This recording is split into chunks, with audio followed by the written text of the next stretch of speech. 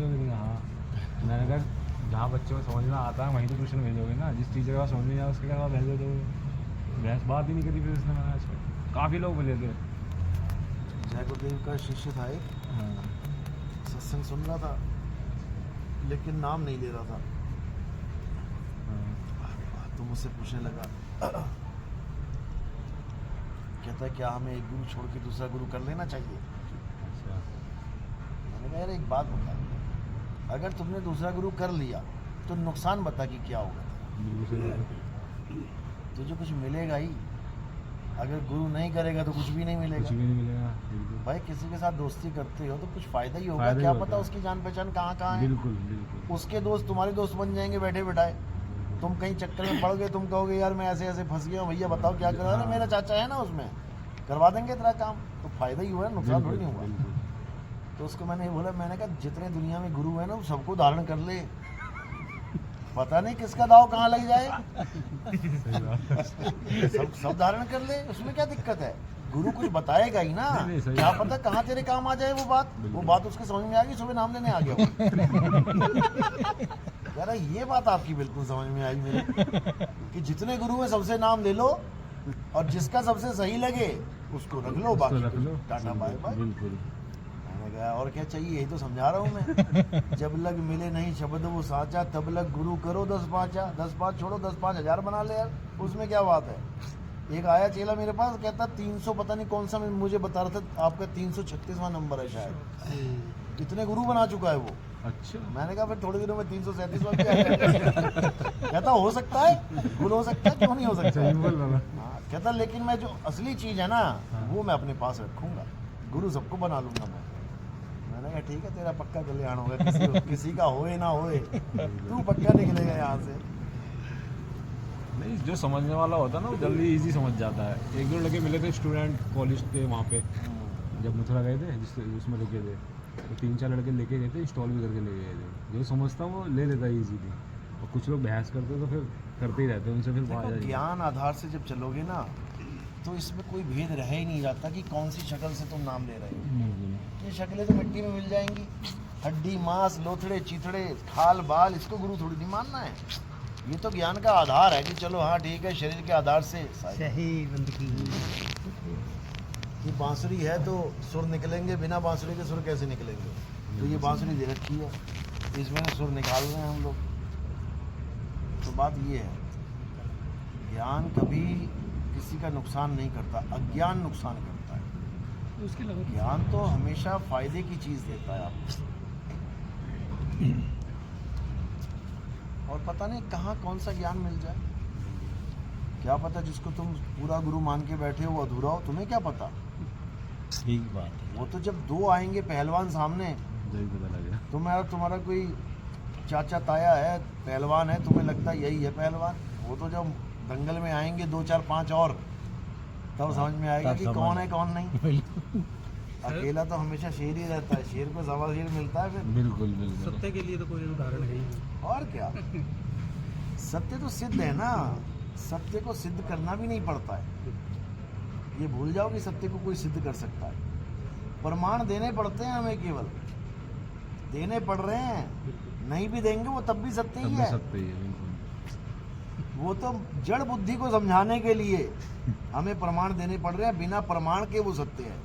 उसको इससे फर्क नहीं पड़ता कि कोई प्रमाण दे रहा है कि नहीं दे रहा है, कोई मुझे सत्य कह रहा है या नहीं कह रहा है, वो सत्य ही है।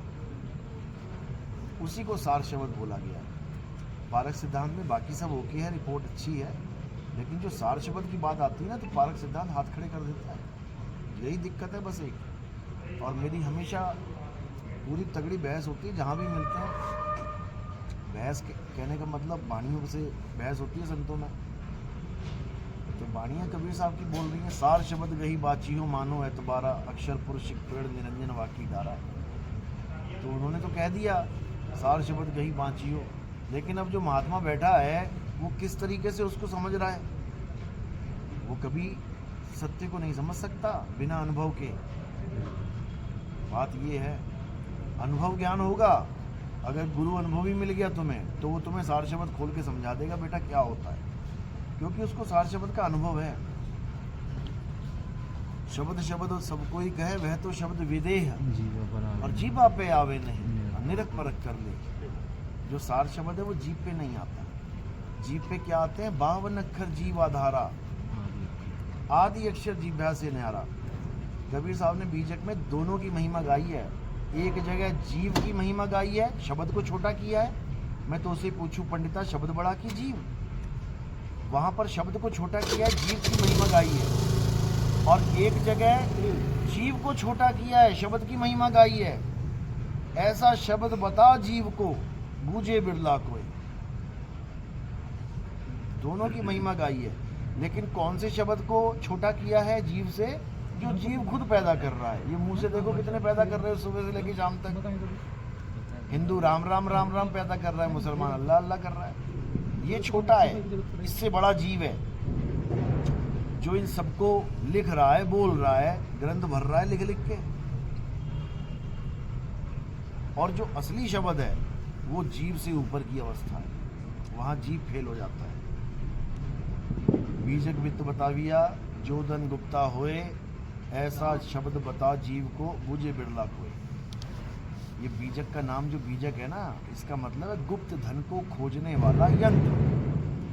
बीजक का मतलब होता है गुप्त धन को खोजने वाला यंत्र। गुप्त धन क्या है?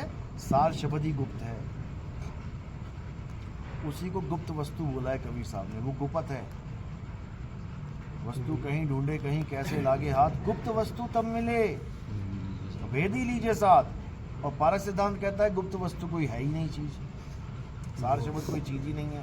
वो जीव को ही सत्य मान के बैठा हुआ है। जीव अज्ञान दृष्टि का नाम है, अज्ञानता का नाम है जीव। जब ज्ञान में आ जाओगे तो जीव नहीं रहोगे।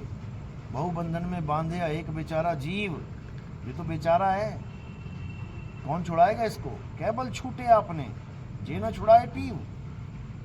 अब ये पीव कौन है? जीव शिव सब प्रगटे, वह ठाकुर वह दास।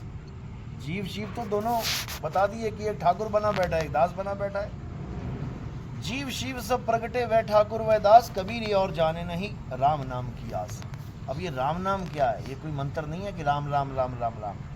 ये राम नाम क्या है? इसी को सतनाम कहते हैं। राम नाम कह लो, चाहे सत नाम कह लो, चाहे दादू जी की तरह सत राम कह लो, एक ही बात है। सार शब्द को ही सतनाम कहते हैं। पहली लाइन देखो कबीर सागर में कह रहे हैं ना, सत्य नाम है सार, बूझो संत विवेक करी, उतरो भवजल पार। सतगुरु का उपदेश ये है। तो सतनाम को समझना भाई बच्चों का खेल नहीं है। बड़े बड़े आए और बड़े बड़े चले गए, सतनाम को नहीं जान पाया कोई। ये नानक साहब जैसों ने जाना, सतनाम वाहिगुरु करते रहे सारी उम्र। लो उसी का फोन आ गया मुझसे, दिमाग खाएगा।